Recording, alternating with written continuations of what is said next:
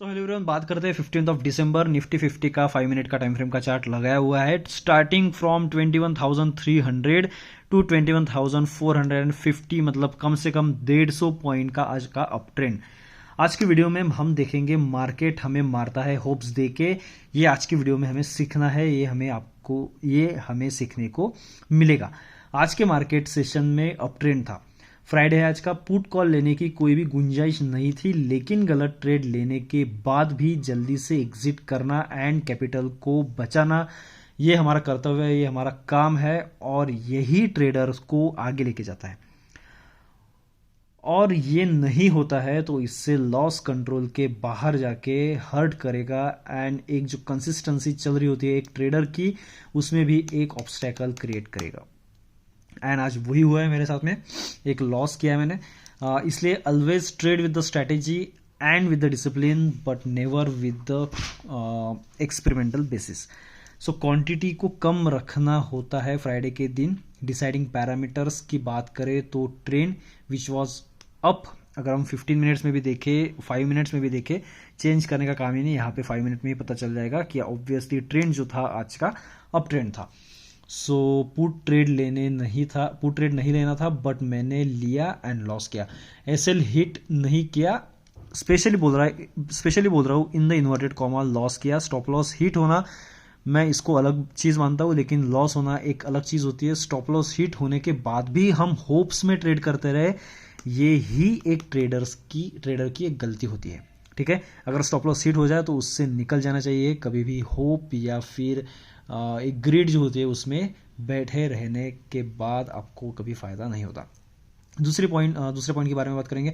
Volatility कम होती है generally Friday के दिन, एंड कम ही थी आज। लास्ट की अगर यहाँ से हम बात करें 2 बजे से लेके मार्केट बंद होने तक, इसकी बात अगर छोड़ते तो वोलेटिलिटी जनरली आज कम ही थी। सो क्वांटिटी एंड टारगेट भी कम का ही था। 10% का प्रॉफिट भी आज का बहुत ज़्यादा था।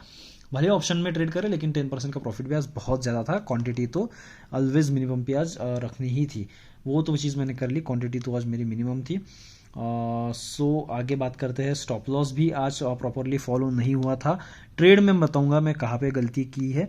सो स्टॉप लॉस भी आज प्रॉपरली फॉलो नहीं किया गया, क्योंकि already at a time multitasking चल रही थी। ट्रेड की बात करते हैं अभी जल्दी से जल्दी।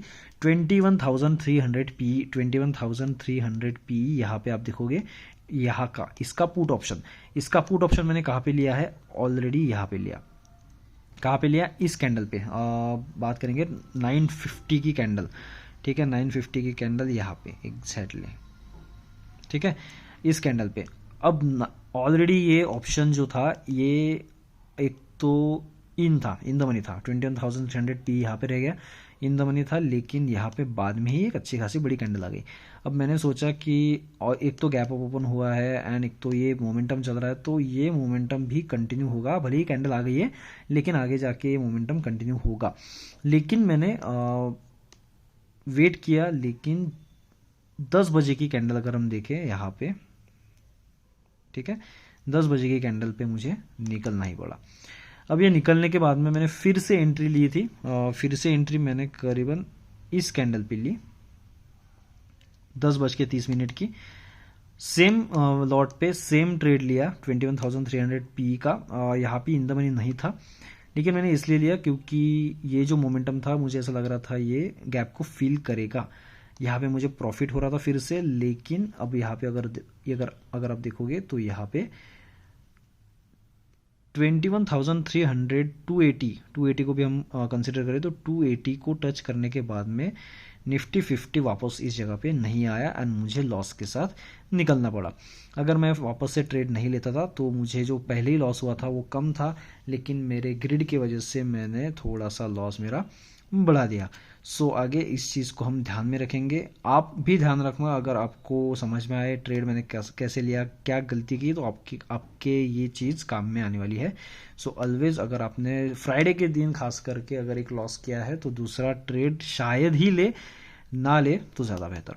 सो आपको वीडियो अच्छा लगे तो कमेंट करना, लाइक करना, सब्सक्राइब करना एंड वीडियो को शेयर ज़रूर करना। Thank you so much. मिलता है कल के शनिवार के वीडियो के साथ में।